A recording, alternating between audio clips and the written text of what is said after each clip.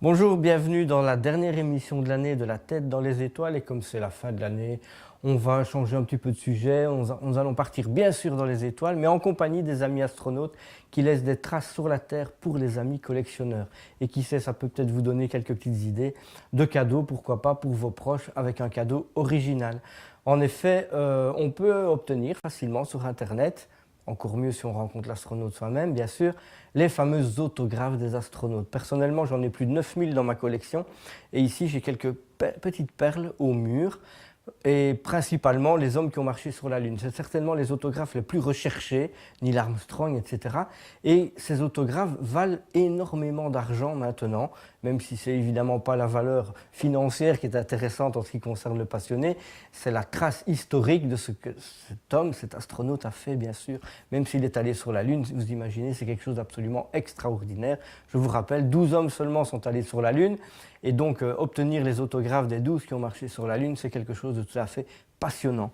Alors, je vous présente, ici, ce n'est pas une marcheuse lunaire, il n'y a jamais eu de femme sur la Lune, mais c'est Anna Fisher, c'est une des premières femmes pionnières astronautes américaines, une des 6 premières femmes astronautes américaines sélectionnées en 1978 pour le programme de la navette spatiale. Elle avait posé pour un photographe professionnel et elle m'a dédicacé cette photo.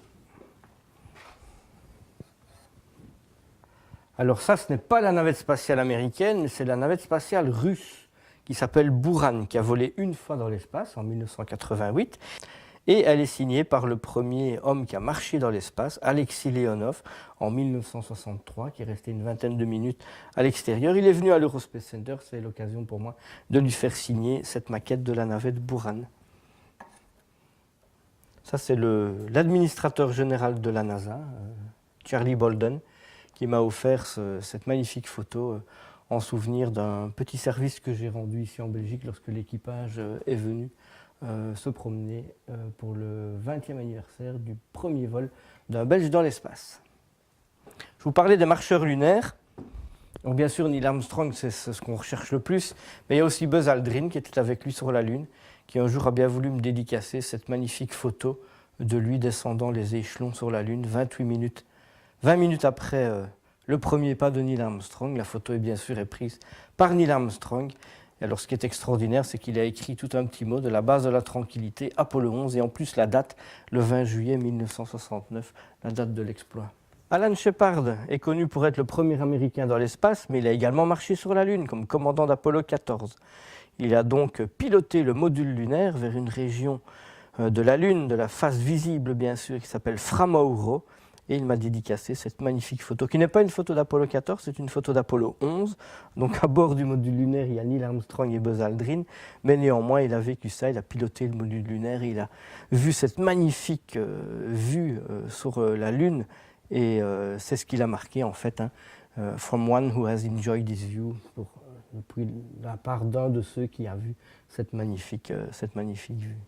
Alors je vous présente le dernier homme qui a marché sur la Lune, il s'appelle Gene Cernan, c'était le commandant d'Apollo 17, c'était en avril 1972.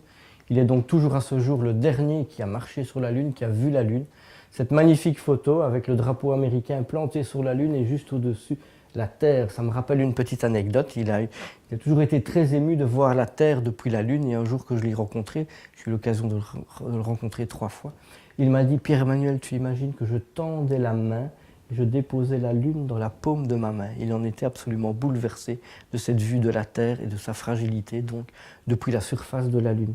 Voici David Scott, le commandant d'Apollo 15. Ici, j'ai eu l'occasion de le rencontrer. Nous avons passé une journée ensemble à Paris, au fameux salon du Bourget. Il m'a signé cette photo de lui sur la Lune avec la fameuse rover.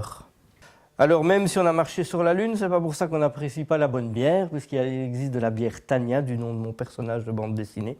Et un jour, j'ai dégusté cette fameuse bière Tania en Suisse avec Charlie Duke, qui a marché sur la Lune lors de la mission Apollo 16. J'avais emmené une affiche avec l'étiquette de la bière Tania, et ma foi, il a mis pour Pierre-Emmanuel « Your bill is fantastic, Charlie Duke d'Apollo 16 ». C'est quand même un merveilleux souvenir pour moi. Alors on reste sur l'idée de la bande dessinée Tania et de la bière Tania, puisqu'on vient d'en parler. N'hésitez pas, la bière Tania, pour accompagner, pourquoi pas, vos repas de fin d'année, elle est délicieuse, elle est tout à fait originale. On ne la trouve pas par chez vous, donc il faut venir jusqu'à l'Eurospace Center pour la trouver, ou mes bandes dessinées de Tania. bien sûr que je me ferai un plaisir de vous dédicacer. Voilà un cadeau vraiment original.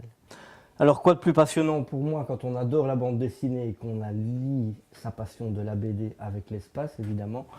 Et ça, c'est une pièce que j'apprécie beaucoup. C'est une planche originale en rapport avec l'espace, bien entendu, extraite de la bande dessinée de Dan Cooper, plus particulièrement la bande dessinée Apollo appelle Soyouz. J'ai eu l'occasion de connaître le dessinateur Albert Weinberg, qui est suisse, qui est décédé depuis pas mal de temps. Et bien voilà une planche originale donc, de Dan Cooper que Weinberg, bien sûr, m'a dédicacée. Là, vous savez que je fais de la bande dessinée avec mon personnage de Tania. Eh bien, Tania a volé plusieurs fois dans l'espace sous forme de dessins originaux. Ça, c'est le tout premier dessin de Tania qui a volé, il y a déjà pas mal de temps, avec l'astronaute français Jean-François Clairvoy. Et maintenant, dans l'espace, se trouve le 11e exemplaire de Tania, d'un dessin qui vole, puisqu'il est à bord de l'ISS avec votre astronaute français dont on parle beaucoup, Thomas Pesquet. Thomas Pesquet qui effectue déjà sa 3e semaine, hein, quand l'émission passera à bord de l'ISS. Tout se passe très bien, j'ai eu des nouvelles très très fraîches de ce matin. Il est, comme il dit, comme un poisson dans l'eau, il adore son travail. Il a 200 expériences scientifiques à réaliser. La semaine prochaine, un cargo de ravitaillement japonais, HTV, va s'envoler depuis le Japon, donc pour ravitailler l'ISS. Vous savez qu'un cargo Progress de ravitaillement russe, lui, a malheureusement raté sa mise en orbite suite au mauvais allumage du 3e étage de la fusée Semurka.